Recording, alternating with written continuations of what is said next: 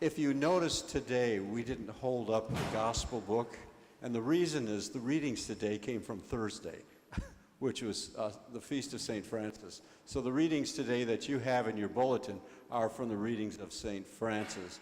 So it deviates a little bit. So if you're following the lectionary, you're going to say, where did those come from? It came from Thursday. So we're into St. Francis. These are usually the readings that are around the Feast of St. Francis. St. Francis is a really interesting guy. He's popular. I think that if he had invested in stocks and bird baths and bird seed, he would have been a millionaire by now. I mean, it's all around the world. Whether you're a Christian or not, everybody knows who St. Francis is. He was quite the guy. And he's kind of like elevated all around the world as being this, wonderful saint who's perfect and did everything right and continued to love everybody. He made the connections with all of creation, with the moon and the stars and the animals. And that's why we have the animals here today. And he made everything is connected. And it's like, he was just like born that way, right? No, he didn't do everything right. That's how he got to be where he was. This whole story today about the Franciscan movement, which I'm going to get into, it came out of not doing things right. So if you're here because you're doing things right and you want to do things right, you're in the wrong place. The other place is down the road. This is about doing things not right and still being loved by God and still being pulled by God because of faithfulness, not because of righteousness. St. Francis was a very interesting guy in that very early on, he was a dreamer. If any of you are dreamers, you can relate to this.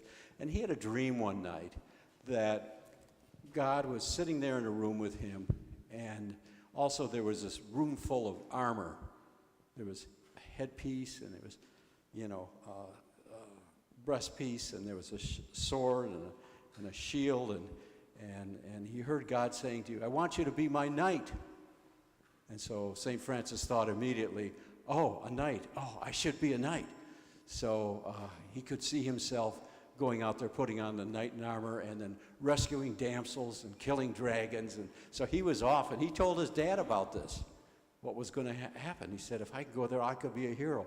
And the dad, of course, being egotistical, wanting a son who was a hero, like in a war that was going on between Assisi and Perugia right next door, he thought, this is a great idea, and I can send my son. And then they can, give me all kinds of accolades. So he decked his son out with all of the armor that was required, and a shield and a sword, and he went and got him a horse even. And so St. Francis went out to the battle. And he went out with the other troops that were marching down the side of the road, and he had his horse and armor. And then he saw an old nobleman that he had seen before who had lost all of his riches. And the man had nothing but was still walking with the army. So what he did was he gave up his armor, and he gave up his horse, and he gave it to the guy, and St. Francis walked into battle unarmed. Well, what do you think happened? He got captured and was in prison for over a year. Awful conditions, obviously, because when he got out, he was really, really, really sick. So he spent the next year in a hospital, so to speak, and I imagine that was a room, just sitting there in quietness. So you see this kind of like quietness and this contemplation coming that's changing a person. So that was one of his first ideas of not getting it right. He kind of got a little bit of not getting it right. But later on, he went into, and you know the story of San Diamo. He was in an old church that had fallen down, and he had a crucifix, and he was up there, and he saw the crucifix, and he heard the voice of God saying, build my church. So he went and he said, oh, I'm going to build a church. Okay, here's a rock, here's another one. So he got the people together, and he started to build church. It wasn't until years later that he realized he got it wrong again. God was saying, build the church like with the people of God, not necessarily the building. So I love diversity. This is diversity all over the place. I can hear the dogs. This is great. And the chicken hasn't said anything yet, right? Okay. All right. Okay. He's quiet. He is quiet. I want the dogs to take lessons from the chicken, okay? All right. But he also had some issues with not getting it right with his body. You know, we all have bodies, and we're getting older, a lot of us. Kids don't know that, but you're going to get a few aches and pains. He did things to his body that probably we shouldn't have done. He thought that if he did, flagellated himself, didn't take care of his body, that God was going to really reward him. So what he would do in the wintertime, he'd go out and roll in the snow without his clothes, which I wouldn't do for anything. And then he would, when he ate his soup, he would throw ashes in his soup so it wouldn't taste good.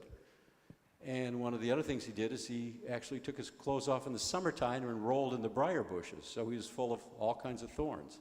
And one day he finally got it, picking the scabs off of his wounds, of saying, I think God gave me a really good body and I probably should be taking care of it. And so what he realized, he didn't get it right to begin with. Eventually, he got it right.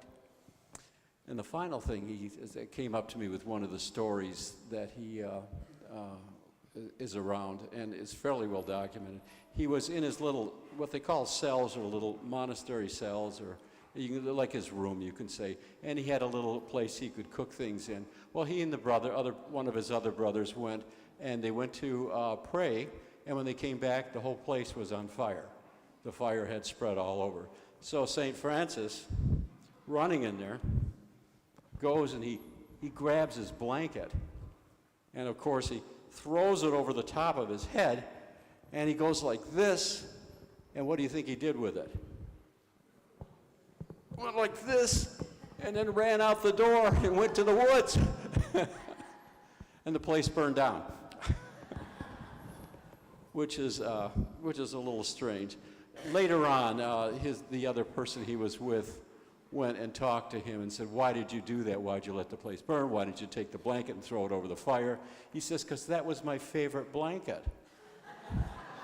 Later on, he got it that he probably shouldn't have done that, so he took the blanket and he not only apologized to his brother, but he also gave the blanket to the poor. So St. Francis isn't the hero probably you thought he was. St. Francis was a hero because he continued to move forward out of faithfulness. He wasn't into being certain about how life was. Today we're certain about so many things. We're certain about how we need to raise our kids. We're certain about the person we married, and that person was going to be loving us forever. I don't know if you've had that experience, whether you're still married or not, but sometimes you have those days you're just wondering, did you really make the right decision? We all have that. We make decisions and we're never really sure, and that's okay. And we sometimes err on the side of not making the right decision because we never know where God is going to move. God has us. God supports us. God doesn't give us certainty, but God gives us faith and God gives us grace. And that's why St. Francis became the person he was. He spent lots of time in prayer, quiet prayer, silent prayer. He spent time as a hermit. He was in a cave for a while. How many voices do you think are in a cave beside the bats? He was quiet. And that's why we encourage contemplative prayer. If the churches are going to move forward today, and I'm not talking about just Episcopal, I'm talking about all the Christian churches, and this has been said for about 20 years now, we're going to have to reclaim silence and prayer. That's what got cut out of the church years ago when people started to get into hierarchy and they started to get into theology and said we can think our way into heaven. And somehow the prayer and the meditative pieces began to miss. So if you're having problems, if you're really struggling, give up on certainty. Stop trying to figure things out. Simply go into prayer like St. Francis did. Spend 20 minutes a day if you can. Spend 20 minutes in just silence and stillness and talk to God, and God will talk to you, and things begin to change in your life. You may be seeing a doctor, a therapist, whatever it is, but nothing replaces the foundation of prayer. So with that, we continue with uncertainty and God's grace. Amen. Oh, I want to add one more thing, since I've said that. Since I'm turning around, I have to do this. This little guy right here,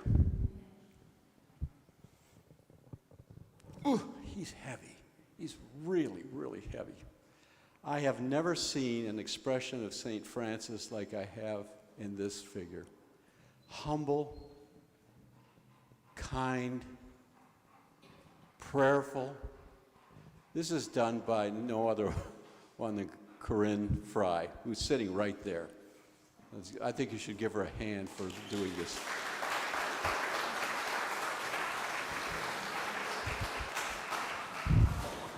She brings a certain gift and a certain expression. The little nest you show up here is one I found in my garden this week, so he gets to meditate on all of God's creation for you. I wanted to say one other thing, and I do this. Andy Hahn, Drover the Bud. I don't know if you know about this book. She usually attends this morning. She's not here. Her husband had a heart attack on Friday night, so we don't know his condition right yet. But she wrote the book on Drover the Bud. And Drover the Bud is about her adopting a dog during the pandemic. She wrote it with her sister. So if you want to look at it, it's up here. It's clever. It's really neat. It's a phenomenal story. Hopefully she is doing well with her husband this morning. So we have all kinds of contributions. When you look at a dog who's over there and you look in their eyes, or I imagine a chicken's eyes, when you look in there, there's something what happens when you look in a dog's eyes, isn't there? And they look back at you and they just stare. That's God looking back at you. If you've ever thought of that, it's not just the dog. God is in everything, and God's eyes, I think, are most concentrated in the eyes of a dog, or maybe a cat, when they look back at you. So something to take with you. God's there, connecting, giving you grace through the animals.